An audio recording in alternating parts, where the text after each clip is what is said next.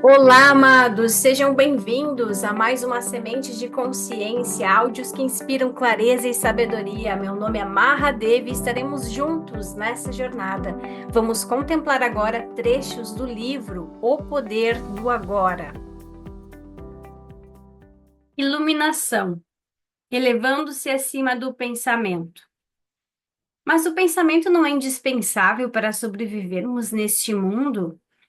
Nossa mente é um instrumento, uma ferramenta.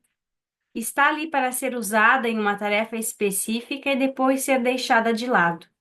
Sendo assim, eu poderia afirmar que 80 a 90% dos pensamentos não só são repetitivos e inúteis, mas por conta de uma natureza frequentemente negativa, são também nocivos. Observe sua mente e verificará como isso é verdade. Essa atitude causa uma perda significativa de energia vital. Esse tipo de pensamento compulsivo é, na verdade, um vício. O que caracteriza um vício? Simplesmente não termos mais a opção de parar. O vício parece mais forte do que nós. Proporciona ainda uma falsa sensação de prazer, um prazer que quase sempre se transforma em sofrimento. Por que temos de ser viciados em pensar? Porque estamos identificados com esse processo, já que a percepção do eu interior tem origem no conteúdo e na atividade de nossas mentes. Acreditamos que deixaríamos de existir se parássemos de pensar. No processo de crescimento, construímos uma imagem mental de nós mesmos baseada em nosso condicionamento pessoal e cultural. Podemos chamar isso o fantasma pessoal do ego. Consiste em uma atividade mental e só pode ser mantida através do pensar constante. A palavra ego tem sentidos diferentes para pessoas diferentes, mas aqui significa um falso eu interior, criado por uma identificação inconsciente com a mente. Para o ego, o momento presente dificilmente existe. Só o passado e o futuro são considerados importantes. Essa total inversão da verdade explica por que, para o ego, a mente não é totalmente funcional. O ego está sempre preocupado em manter vivo o passado, porque pensa que sem ele não seríamos ninguém. E se projeta no futuro para assegurar a continuação de sua sobrevivência e buscar algum tipo de escape ou satisfação lá adiante. Ele diz assim: um dia, quando isso ou aquilo acontecer, vou ficar bem, feliz, em paz. Mesmo quando o ego parece estar preocupado com o presente, não é o presente que ele vê, porque constrói uma imagem completamente distorcida a partir do passado. Ou então reduz o presente a um meio para obter o fim desejado, um fim que consiste em um futuro projetado pela mente. Observe sua mente e verá que é assim que ela funciona. O momento presente tem a chave para a libertação, mas você não conseguirá percebê-lo enquanto você for a sua mente. Eu não quero perder a minha capacidade de analisar e criticar, não me importo em aprender a pensar de forma mais clara, com um sentido mais direcionado, mas não quero perder esse dom que considero o bem mais precioso que temos, sem ele seríamos apenas mais uma espécie animal. O predomínio da mente é apenas um estágio na evolução da consciência.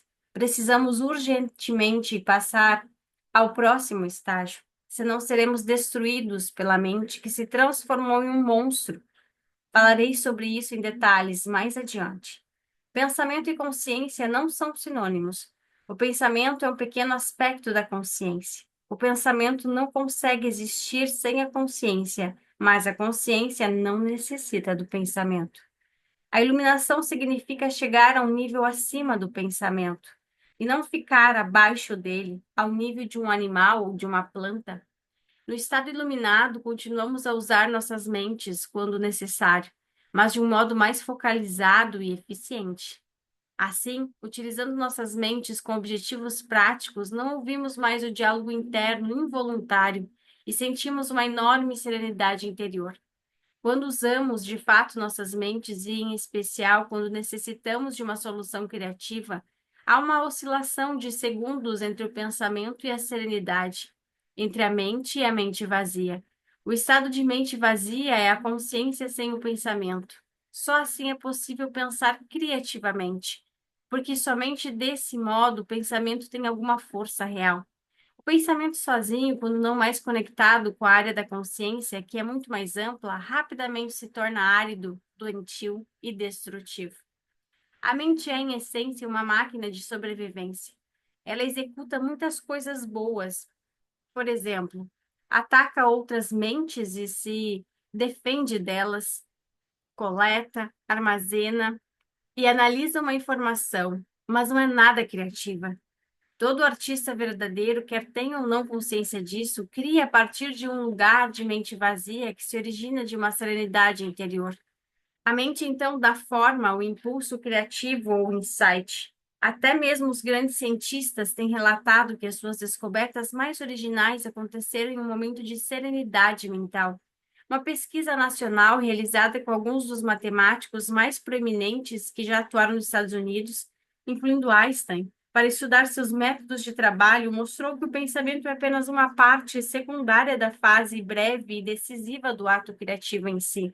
Logo, eu poderia dizer que a maioria dos cientistas não é criativa. Não porque não sabe pensar, mas sim porque não sabe como parar de pensar. Não foi a mente nem o pensamento que criou o milagre da vida ou nossos corpos. É claro que existe uma inteligência de uma dimensão muito maior do que a da mente, trabalhando para manter tudo isso funcionando. Como uma simples célula humana que mede 1 milésimo de 25,4 milímetro pode conter informações dentro do DNA que encheriam 1.000 livros de 600 páginas cada um? Quanto mais aprendemos sobre o funcionamento do corpo, mais percebemos como é vasta a inteligência que age dentro dele e como sabemos pouco a esse respeito. Quando a mente se relaciona com o corpo, transforma-se na mais maravilhosa das ferramentas. Serve, então, a alguma coisa maior do que ela mesma. Emoção, a reação do corpo à mente. E quanto às emoções? Elas me dominam muito mais do que a minha mente. A mente, no sentido em que emprego o termo, não é apenas pensamento. Ela inclui nossas emoções, assim como todos os padrões de reações mentais e emocionais inconscientes. A emoção nasce no lugar onde a mente e o corpo se encontram. É a reação do corpo à nossa mente, ou podemos dizer, um reflexo da mente no corpo. Por exemplo, um pensamento agressivo ou hostil vai acumulando aos poucos uma energia do corpo, a raiva. O corpo está se preparando para lutar. Já a ideia de que nos encontramos sob uma ameaça física ou psicológica faz com que o corpo se contraia, o que é a manifestação física daquilo que chamamos medo. As pesquisas têm demonstrado que as emoções fortes causam até mesmo mudanças na bioquímica do corpo. Essas mudanças bioquímicas representam o aspecto físico ou material da emoção. Em geral, não temos consciência de todos os nossos padrões de pensamento. Só é possível trazê-los à consciência quando observamos nossas emoções. Quanto mais identificados estivermos com o nosso pensamento, com as coisas que nos agradam ou não, com nossos julgamentos e interpretações, ou seja, quanto menos presentes estivermos como consciência observadora, mais forte será a carga de energia emocional. Tenhamos ou não consciência disso. Se você não consegue sentir as suas emoções e as mantém à distância, terminará por senti-las em um nível puramente físico, como um sintoma ou um problema físico. Muito se tem escrito a respeito disso nos últimos anos, portanto, não precisamos nos aprofundar no assunto. É possível que um forte padrão emocional inconsciente venha a se manifestar como um acontecimento externo, algo que parece acontecer só com você. Por exemplo, tenho observado que as pessoas que guardam muita raiva dentro de si, mesmo sem ter consciência e sem falar sobre o assunto, são mais propensas a ser atacadas verbalmente, ou até mesmo fisicamente, por outras pessoas cheias de raiva, com frequência sem qualquer motivo aparente. A razão é que elas desprendem uma raiva tão forte que acaba sendo captada de forma subconsciente por outras pessoas, e isso aciona a raiva latente que elas trazem dentro de si. Se você tem dificuldade de sentir suas emoções, comece concentrando a atenção na área de energia interior do seu corpo. Sinta o seu corpo lá no fundo. Essa prática colocará você em contato com as suas emoções. Aprofundarei o assunto mais adiante. Você diz que a emoção é o reflexo da mente no corpo, mas às vezes ocorre um conflito entre os dois quando a mente diz não e a emoção diz sim, ou vice-versa. Se quisermos conhecer mesmo a nossa mente, o corpo sempre nos dará um reflexo confiável. Portanto, observe a sua emoção, ou melhor, sinta em seu corpo. Se houver um aparente conflito entre os dois, a verdade estará na emoção e não no pensamento. Não há verdade definitiva sobre quem você é, mas a verdade relativa ao estado da sua mente naquele momento. É bastante comum ocorrerem conflitos entre os pensamentos superficiais e os processos mentais inconscientes. Mesmo que você ainda não seja capaz de trazer a sua atividade mental inconsciente para um estado de consciência sob a forma de pensamento, ela estará sempre refletida no seu corpo como uma emoção. Isso você pode passar a perceber. Observar uma emoção por esse ângulo é basicamente o mesmo que ouvir ou observar um pensamento, como descrevi anteriormente. A única diferença é que o pensamento está na sua cabeça, enquanto a emoção, por conter um forte componente físico, se manifesta em primeiro lugar no corpo. Você pode permitir que a emoção esteja ali, sem deixar que ela assuma o controle. Você não é mais a emoção. Você é o observador, a presença que observa. Ao praticar isso, tudo o que está inconsciente será trazido à luz de sua consciência. Então, observar nossas emoções é tão importante quanto observar nossos pensamentos? Sim. Habitue-se a perguntar o que está acontecendo com você neste momento. Essa questão lhe indicará a direção certa. Mas não analise, apenas observe. Concentre sua atenção dentro de você, sinta a energia da emoção. Se não há emoção presente, concentre sua atenção mais fundo, no campo da energia interna do seu corpo. Essa é a porta de entrada para o ser.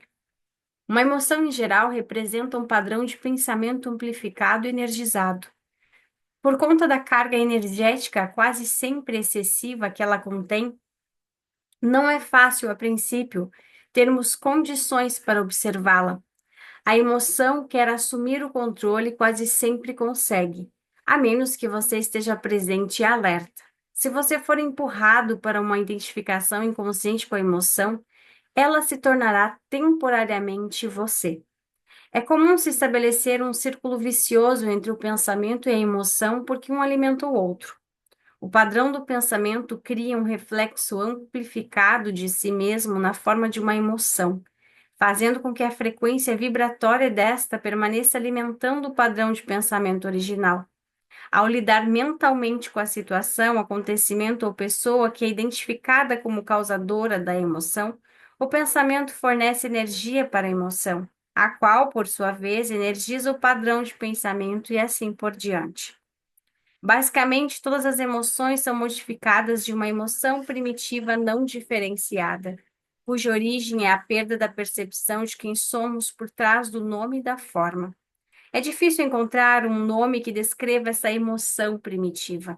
A palavra medo é muito próxima, mas, além do sentido de ameaça permanente, ela pode ser entendida como um profundo sentimento de abandono e incompletude. Por isso, talvez seja melhor usar uma palavra que não se confunda tanto com aquela emoção básica e chamar isso simplesmente de sofrimento. Uma das principais tarefas da mente, uma das razões da sua atividade incessante, é de combater ou eliminar o sofrimento emocional, embora ela invariavelmente só consiga encobri-lo por um tempo. De fato, quanto mais a mente tenta se livrar do sofrimento, mais ele aumenta. A mente nunca pode achar a solução, nem pode permitir que encontremos a solução, porque é ela mesma uma parte intrínseca do problema. Imagine um chefe de polícia tentando achar um incendiário, quando o incendiário é o próprio chefe de polícia. Não nos livraremos desse sofrimento enquanto não extrairmos o sentido de eu interior da identificação com a mente, ou seja, do ego. A mente é, então, derrubada da sua posição de poder, e o ser se revela em si mesmo como a verdadeira natureza da pessoa. Já sei o que você vai perguntar agora. Eu ia perguntar, o que que acontece com as emoções positivas, como o amor e a alegria? Elas são inseparáveis do estado natural de conexão interior com o ser. Sempre que houver um espaço no fluxo dos pensamentos, podem ocorrer lampejos de amor e alegria, ou breves instantes de uma paz profunda. Para a maioria das pessoas, tais espaços raramente acontecem, e mesmo assim, por acaso, nas ocasiões em que a mente fica sem palavras, instigada por uma beleza estonteante, uma exaustão física extrema ou mesmo um grande perigo. De repente se instala uma serenidade interior, e dentro dessa serenidade existe uma alegria sutil, mas intensa. Existe amor, existe paz. Normalmente, tais momentos têm vida curta, pois a mente logo reassume essa atividade barulhenta que chamamos pensar. O amor, a alegria e a paz não conseguem florescer a menos que tenhamos nos livrado do domínio da mente. Mas eu não os chamaria de emoções. Eles estão por baixo das emoções em um nível mais profundo. Portanto, precisamos nos tornar plenamente conscientes de nossas emoções e sermos capazes de senti-las, antes de sermos capazes de sentir aquilo que está além delas. A palavra emoção significa literalmente desordem. A palavra vem do latim emovere, que significa movimentar. Amor, alegria e paz são estados profundos do ser, ou melhor, três aspectos do estado de ligação interior com o ser. Assim, não possuem opositores pela simples razão de que surgem por trás da mente. As emoções, por outro lado, sendo uma parte da mente dualística, estão sujeitas à lei dos opostos. Isso quer dizer simplesmente que não se pode ter o bom sem que haja o mal. Portanto, numa condição não iluminada de identificação com a mente, aquilo que algumas vezes é erroneamente chamado de alegria é o lado geralmente breve do prazer, dentro da alternância contínua do ciclo sofrimento-prazer. O prazer sempre se origina de alguma coisa externa a nós, ao passo que a alegria nasce do nosso interior. A mesma coisa que proporciona prazer hoje provocará sofrimento amanhã ou nos abandonará, e essa ausência causará sofrimento. Do mesmo modo, o que se costuma chamar de amor pode ser prazeroso e excitante por um tempo, mas é um apego adicional, uma condição de necessidade extrema, que pode vir a se transformar no oposto em um piscar de olhos. Muitas relações amorosas, passadas a euforia inicial, oscilam entre amor e ódio, a atração e a agressão. O amor verdadeiro não permite que você sofra. Como poderia? Não se transforma em ódio de repente, assim como a verdadeira alegria não se transforma em sofrimento. Antes de atingirmos a iluminação, antes mesmo de nos libertarmos de nossas mentes, podemos ter lampejos de alegria autêntica, de um amor verdadeiro ou de uma profunda paz interior, tranquila, mas intensamente viva. Esses são aspectos de nossa verdadeira natureza, em geral obscurecida pela mente. Mesmo dentro de uma relação normal de dependência, é possível haver momentos em que podemos sentir a presença de algo genuíno, incorruptível, mas serão somente lampejos, a serem logo encobertos pela interferência da mente. Você poderá ficar com a impressão de que teve alguma coisa muito valiosa, mas a perdeu. Ou a sua mente pode lhe convencer de que tudo não passou de uma ilusão. A verdade é que não foi uma ilusão. E você também não perdeu nada. Esse algo valioso é parte do seu estado natural. Pode estar encoberto, mas nunca ser destruído pela mente. Mesmo quando o céu está totalmente coberto, o sol não desapareceu. Ainda está lá, por trás das nuvens. Buda diz que a dor ou o sofrimento surge através de desejos ou anseios e que para se libertar da dor é preciso romper as amarras do desejo. Todos os anseios nascem da busca da mente por salvação, satisfação nas coisas externas e no futuro, como substitutos da alegria do ser. Se somos nossas mentes, somos aqueles anseios, aquelas necessidades, desejos, apegos e aversões. Fora deles não existe o eu, exceto como uma mera possibilidade, um potencial não preenchido, uma semente que ainda não germinou. Nessa condição, até mesmo o desejo de nos tornarmos livres ou iluminados não passa de mais um desejo a ser realizado ou concluído no futuro. Portanto, não busque se libertar do desejo ou adquirir a iluminação. Torne-se presente. Esteja lá como um observador da mente. Em lugar de citar Buda, seja o iluminado, que é o que a palavra Buda significa.